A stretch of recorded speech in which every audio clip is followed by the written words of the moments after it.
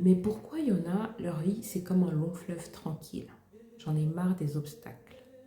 Déjà, merci pour le commentaire. Mais ce qui me marque dans ton commentaire, c'est le mot comme. Comme un long fleuve tranquille. Parce que pour moi, si j'ai compris quelque chose il y a de cela quelques années, c'est que tout le monde, à un moment ou un autre dans sa vie, va rencontrer des obstacles, comme tu dis, ou va traverser des épreuves. Tout le monde. Tu ne peux pas vivre 30 ans, 50 ans, 70 ans, 100 ans sur cette terre sans que tu n'aies aucun problème, aucune épreuve, enfin voilà. Non, ça n'existe pas. C'est juste que généralement, l'être humain a rarement pour habitude d'exposer ses problèmes au monde. On veut tous vivre dans le paraître. On veut tous publier uniquement les moments où on est au top, où on est magnifique, voilà, je vais à un mariage, etc. Regardez mon outfit, regardez mon foulard, ou ma coiffure, mon make-up, ma robe, enfin, ou mon costume 3 pièces, chaussures Weston et tout. Regardez, je vais en vacances, regardez mes photos, etc. On montre que les highlights de notre vie, la plupart du temps sur les réseaux sociaux surtout. Parce que c'est là où il y a cette facilité de comparaison où on va et on dit, oh ben, cette personne a vu ça. Mais les gens ne montrent pas quand ils ont perdu leur travail ou financièrement, ils sont tout le temps à découvert, ou leur mari, leur femme, ça se passe mal dans leur couple, ou les moments où ils ont divorcé, ou leurs enfants qui ne les écoutent pas, ou les problèmes de santé, etc. Rarement les gens parlent de ça sur les réseaux sociaux. C'est très rare. Mais ça ne veut pas dire que les gens ne vivent pas ça.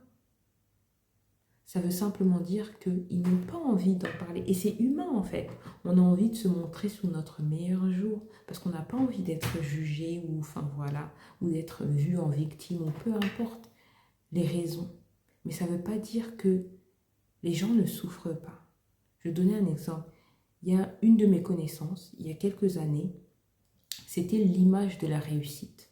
Donc un homme qui avait un poste à responsabilité dans un gros groupe, avec un salaire qui va avec, un salaire très important, marié à une très belle femme, avec 3 magnifiques enfants, qui vont en vacances, qui sont propriétaires, etc., qui ont des photos parfaites sur les réseaux sociaux.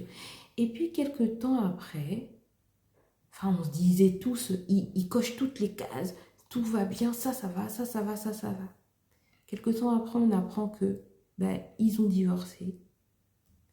Quelque temps après, on apprend que cette personne a fait une dépression. Donc ça n'allait pas dans son couple et ça n'allait pas en lui-même. Ça n'allait pas. Mais pourtant, tu vois les photos, les vidéos parfaitement éditées, photos parfaitement retouchées, etc. Famille parfaite, image parfaite. Tu ne te dis pas que ça ne va pas. Parce que les gens ne communiquent pas sur ça. Tout simplement. Donc ne te dis pas que tu es seul. Tout le monde, absolument tout le monde, passe par des épreuves. Le truc, c'est que chacun a ses épreuves. Tout le monde a des épreuves différentes. Il y en a, ça va être dans la santé. Il y en a, ça va être professionnellement dans leur travail. Il y en a, ça va être dans leur couple. Il y en a, ça va être dans leurs finances. Il y en a, ça va être dans leur relation avec leur famille, leurs amis, etc., etc. Peu importe. Mais tout le monde passe par des épreuves, par des obstacles, etc. En fait. Et je suis convaincue que les obstacles, les épreuves, ça fait partie de la vie. Dieu permet, j'en suis convaincue, Dieu permet certains obstacles qu'on fasse face. Dieu permet certaines épreuves dans notre vie pour différentes raisons. Parfois, pour moi, c'est pour nous faire grandir. Parfois, pour moi, c'est pour nous rapprocher de lui. Parfois, pour moi, c'est pour qu'on prie plus.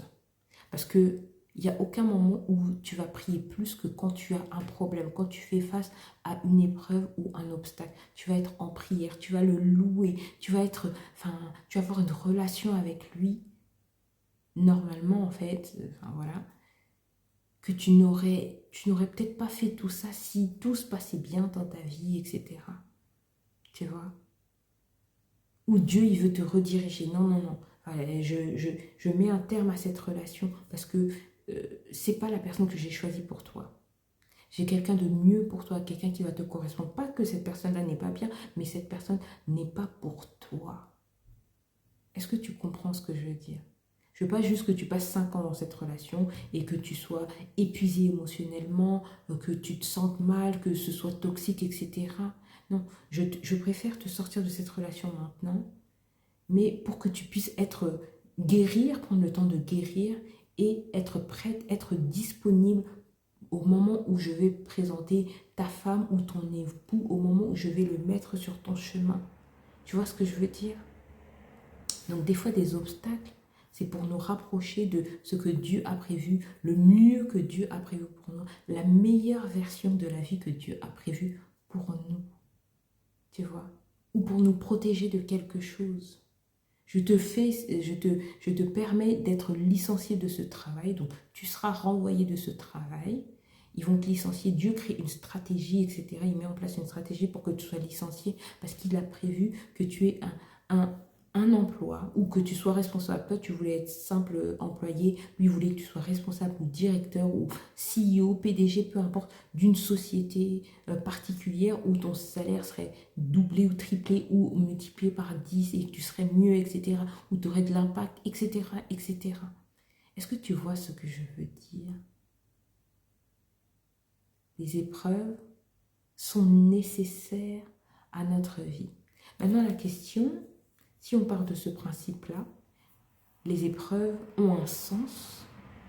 Dieu ne s'amuse pas juste à nous mettre des bâtons dans les roues sur notre chemin pour son plaisir. Au contraire, Dieu, il veut qu'on soit bien. Il veut qu'on fasse la mission pour laquelle il nous a envoyés sur terre. Ok. Et donc, il est prêt à tout pour ça. À nous mettre à ce qu'on soit inconfortable, qu'on verse quelques larmes. Ok. Si c'est pour faire la mission pour laquelle il nous a envoyés sur terre, si c'est pour notre bien, il va le faire. Ok. Maintenant, la question, c'est de demander à Dieu, pourquoi est-ce que tu traverses cette épreuve? Pourquoi est-ce que tu passes par là? Qu'est-ce que je suis censée apprendre? Qu'est-ce que je suis censée comprendre? Qu'est-ce que je suis censée remettre en question? Qu'est-ce que tu veux que je fasse? Qu'est-ce que je dois découvrir sur moi ou sur quelqu'un d'autre à travers cette épreuve? Enfin, il y a énormément de leçons à tirer. Donc, ne perds plus tes obstacles, tes épreuves, tes périodes difficiles. Demande-toi pourquoi est-ce que tu passes par là. Peut-être que tu passes par cette épreuve aujourd'hui parce que demain, il y a quelqu'un que Dieu a rattaché à ta destinée qui va passer par la même épreuve et tu devras être là pour aider cette personne. Comme tu seras passé par là et tu vas t'en sortir parce que de toutes les manières, Dieu ne te permet pas de passer par une épreuve si ça va t'achever, si ça va te tuer. Non. Il te permet de passer par une épreuve parce qu'il a mis en toi la capacité de te relever. Ok? Et donc, comme tu vas te relever, tu vas recommencer à vivre, tu vas regagner tes forces, etc. Demain, il y a quelqu'un qui va passer par cette épreuve-là et tu sauras comment l'aider à traverser cette épreuve-là. Et cette personne-là comprendra que Dieu est vivant à travers toi. Parce que Dieu t'aura envoyé sur son chemin pour l'aider à traverser cette épreuve-là. Est-ce que tu comprends ce que je veux dire?